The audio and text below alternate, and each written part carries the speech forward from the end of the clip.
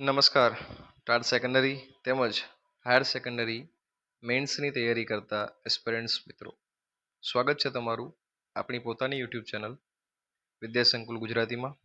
આજે આપણે પત્રલેખન, બે ઔપચારિક અને બે અનૌપચારિક પત્રો જોવાના છે. અમુક મિત્રોની કોમેન્ટ્સ હતી કે સાહેબ જોડે એક વખત ફરીથી અમને માળખું સમજાવી આપજો. તો બિલકુલ આપણે ફરીથી એક વખત માળખું સમજાવી આપીએ. લેક્ચર શરૂ કરતાં પહેલાં તમને જણાવી દઉં કે આપણી કોમેન્ટ છે #એજેસર એ આપણે કોમેન્ટ સેક્શનમાં કરી દઈશું અને વિડીયોને લાઈક કરવાનો બાકી છે તો કરી દઈશું. હવે આપણે માળખું જોઈએ. તો અહીંયા જુઓ, લખનારનું જે એડ્રેસ છે એ જમણી બાજુ ઉપરની તરફ હોય, ખૂણા પર નામ અને સરનામું અને તારીખ. સામેની બાજુ પણ આની જસ્ટ નીચેની બાજુ આવી રીતના, બરાબર, ત્યાં જેને આપણે લખીએ છીએ, બરાબર, જે વ્યક્તિ છે સામેની, એનો હોદ્દો, નામ અને સરનામું હોય ઔપચારિક પત્રમાં કે અનૌપચારિકમાં. કારણ કે અનૌપચારિકની અંદર તો આપણે એવું કંઈ સરનામું કે કોઈનો હોદ્દો બોદ્દો લખતા નથી. પત્રનો વિષય આપણે મધ્યમાં સ્પષ્ટ અને ટૂંકો વિષય, માત્ર ઔપચારિક પત્ર માટે. અનૌપચારિક માટે આપણે કોઈ વિષય લખતા નથી.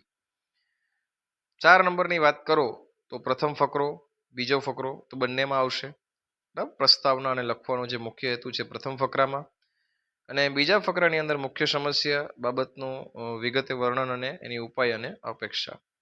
5માની અંદર સમાપન કરીએ આપણે તો જમણી બાજુ આપણે લખતા હોઈએ કે આપનો વિશ્વાસુ આજ્ઞાંકિત, જો પત્ર આપણે જે કહેતા હોઈએ કે અનૌપચારિક હોય તો. જ્યારે ઔપચારિક હોય તો આભાર સહ, આદરપૂર્વક કે વગેરે વગેરે આપણે સમાપન પણ કરી દેતા હોઈએ છીએ, બરાબર. ખાસ ધ્યાન રાખજો. હવે આપણે પત્ર જોઈશું એટલે તમને આઈડિયા આવશે. જો અહીંયા ઔપચારિક પત્રો આપણે પહેલા શરૂ કરીએ. નમૂનો 1. જો આ લખનારનું સરનામું છે અબક વર્ગ 10 અ સરકારી ઉચ્ચતર માધ્યમિક શાળા ગાંધીનગર. કોને લખી રહ્યો છે તો પ્રતિ આચાર્યશ્રીને, સરકારી ઉચ્ચતર માધ્યમિક શાળા ગાંધીનગર. અહીંયા વિષય આવે જે મધ્યમાં છે પેજમાં, જુઓ, શાળામાં પીવાના શુદ્ધ પાણીની યોગ્ય વ્યવસ્થા કરવા બાબત. સાદર પ્રણામનું સંબોધન છે અને ફકરો પાડીને શરૂઆત થાય છે. હું ધોરણ 10 નો વિદ્યાર્થી અબક આપને શાળામાં વિદ્યાર્થીઓને પડતી પાણીની અસુવિધા અંગે ધ્યાન દોરવા ઈચ્છું છું. ફરીથી, આપણી શાળામાં વિદ્યાર્થીઓની સંખ્યા ખૂબ મોટી છે, તેની સામે પાણીના નળની સંખ્યા અપૂરતી છે. વળી હાલના વોટર કુલરમાંથી ઘણીવાર ડહોળું અને અશુદ્ધ પાણી આવે છે, જેને કારણે વિદ્યાર્થીઓમાં બીમારી ફેલાવાનો ભય રહે છે. ખાસ કરીને ઉનાળાના દિવસોમાં આ સમસ્યા વિકટ બની જાય છે.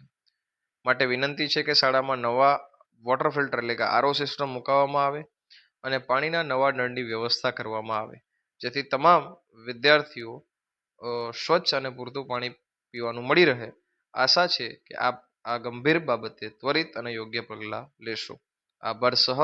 હવે જો લિખિતન છે આ બાજુ છે આપનો આજ્ઞાંકિત વિદ્યાર્થી, સહી અથવા તો નામ, બરાબર.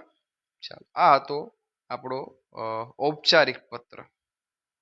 હવે આપણે ઔપચારિક પત્ર નમૂનો બીજો જોઈએ. જો અહીંયા એકદમ સ્પષ્ટ લખનાર છે ચ6 જ, 12 ગોકુળધામ સોસાયટી, મુ પોસ્ટ પેથાપુર, જિલ્લો ગાંધીનગર, તારીખ. આંકડા જુઓ, અહીંયા ગુજરાતીમાં લખેલા છે. જ્યાં જ્યાં જરૂર પડે ત્યાં અલ્પવિરામ, જ્યાં જરૂર પડે ત્યાં પૂર્ણ વિરામ. પ્રતિ પછી અલ્પવિરામ, સરપંચ છે અથવા તો તલાટી સ્ત્રી, બેમાંથી એક, ગ્રામ પંચાયત કચેરી પેથાપુર, અલ્પવિરામ, તાલુકો જિલ્લો ગાંધીનગર, વાર્તા પૂરી, એટલે ફૂલ સ્ટોપ આવ્યો. વિષય છે પેજની મધ્યમાં મુખ્ય માર્ગ પરના જોખમી ખાડા પૂરવા તથા રસ્તાનું સમારકામ કરવા બાબત. શરૂ કરીએ. જય ભારત સહ જણાવવાનું કે હું પેથાપુર ગામની ગોકુળધામ સોસાયટીનો રહીશ છું. આ પત્ર દ્વારા આપનું ધ્યાન ગામના મુખ્ય માર્ગની દયનીય સ્થિતિ તરફ દોરવા માંગુ છું. ગોકુળધામ સોસાયટીથી મેઇન બજાર તરફ જતા મુખ્ય રસ્તા પર ચોમાસા પછી મોટા મોટા ખાડા પડી ગયા છે. આ રસ્તો ખૂબ જ વ્યસ્ત રહે છે અને ખાડાઓને કારણે અવારનવાર નાના મોટા અકસ્માતો સર્જાય છે. ખાસ કરીને રાત્રિના સમયે વાહન ચાલકો અને રાહદારીઓ માટે આ રસ્તો ખૂબ જ જોખમી બની જાય છે. આ ગંભીર સમસ્યાના કાયમી નિકાલ માટે આપ વહેલી તકે આ ખાડા પુરાવવા અને રસ્તાનું જરૂરી સમારકામ કરાવવા માટે યોગ્ય કાર્યવાહી કરશો તેવી ગામ લોકો વતી વિનંતી છે. આપના સહકારની અપેક્ષા સહ લિખિતન આપનો વિશ્વાસુ સહી ચછજ ગ્રામજન. તો જોયું મિત્રો, આ હતા આપણા ઔપચારિક પત્રો. કોમેન્ટની અંદર બાકી છે તો હેશટેગ એજેસર લખીએ અને આપણે હવે આપણા અનૌપચારિક જે પત્રો છે ઇનફોર્મલ લેટર્સ એની શરૂઆત કરીએ. એના પણ બે નમૂના છે એટલે તમને શું આઈડિયા આવે કે ફોર્મલ પૂછાય તો એનું માળખું કેવું, ઇનફોર્મલ પૂછાય તો એનું માળખું કેવું. બરાબર, ચાલો. લખનાર છે તથદ, માતૃકૃપા, પ્લોટ નંબર 345, સેક્ટર 11-21, ગાંધીનગર, અને તારીખ. પ્રિય મિત્ર યશ, સપ્રેમ નમસ્કાર. અહીંયા કાંઈ તમારે સંબોધન આપવાના નથી, હોદ્દો આપવાનો નથી, પ્રતિવૃત્તિ કરવાનું નથી, વિષય આપવાનો નથી. માળખું બરાબર યાદ રાખજો. આજે સવારે જ તારા પપ્પાનો ફોન આવ્યો હતો અને તારા ધોરણ 10ના પરિણામ વિશે જાણ્યું. એ જાણીને ખૂબ જ આનંદ થયો. તારા પરિવારના બધાને પણ મારા તરફથી અભિનંદન કહેજે. આ ભાઈને આપણે પત્ર એટલા માટે લખતા હોય છે કે ભાઈ એને બોર્ડમાં જુઓ. મિત્ર, તારી સખત મહેનત અને લગન આખરે રંગ લાવી બોર્ડની પરીક્ષામાં 92% સાથે ઉત્તીર્ણ થવું એ કંઈ જેવી તેવી વાત નથી. તારી આ સફળતાથી અમને સૌ ખૂબ ગર્વ અનુભવીએ છીએ. ખાસ કરીને ગણિત વિષયમાં તે મેળવેલા 100માંથી 98 માર્ક્સ તે તો કલ્પના બહારના છે. તે પૂરું વર્ષ રમતગમત અને બીજી પ્રવૃત્તિઓ બાજુમાં મૂકીને માત્ર અભ્યાસ પર જ ધ્યાન આપ્યું હતું, જેનું આ મીઠું ફળ મળ્યું છે. હવે આગળ સાયન્સ લેવાનો તારો નિર્ણય યોગ્ય જ છે. હું ઈચ્છું છું કે તું આવી જ રીતે જીવનમાં સફળતાના ઉચ્ચ શિખરો સર કરે. ભવિષ્યની પણ ખૂબ ખૂબ શુભેચ્છાઓ. જોયું, વર્તમાનની વાત થઈ, બરાબર, અહીંયા વર્તમાનની વાત થઈ, બરાબર, અને ભવિષ્યની પણ વાત થઈ. એટલે ત્રણેયને સાંકળી લીધા છે. કાકા કાકીને મારા સાદર પ્રણામ કહેજે. લિખિતન તારો સ્નેહી મિત્ર તથ દ. હવે આપણે જોઈએ અનૌપચારિક પત્રનો નમૂનો બીજો. એમાં હેડિંગ છે લખનાર. કોને લખીએ છીએ? પ્રિય નાના ભાઈને, હેતને અને ઘણા ઘણા આશીર્વાદ. નાનો ભાઈ છે એટલે આપણે આશીર્વાદ આપીએ છીએ. અહીંયા જુઓ તમે, મિત્ર હતો એટલે સપ્રેમ નમસ્કાર કર્યા હતા. આ એક ખાસિયત છે મિત્રો, આ જોવાનું છે ખરેખર. બરાબર, જુઓ, ઘરેથી પપ્પાનો ફોન આવ્યો હતો ત્યારે વાતમાં જાણવા મળ્યું કે તારી વાર્ષિક પરીક્ષા નજીક હોવા છતાં તું ટીવી અને મોબાઈલમાં ખૂબ સમય બગાડે છે. મમ્મી પણ તારી આ આદતથી ચિંતામાં છે. આ સાંભળીને મને બહુ સારું ન લાગ્યું. હવે આપણે સલાહ આપીએ. જો ભાઈ, પરીક્ષાનો સમય વિદ્યાર્થી માટે ખૂબ કિંમતી હોય છે. અત્યારે તારે માત્ર ને માત્ર ભણવા પર ધ્યાન આપવું જોઈએ. વધુ ટીવી જોવાથી કે મોબાઈલ વાપરવાથી તારા વાંચન પર અસર પડશે. યાદશક્તિ પણ નબળી પડી શકે છે.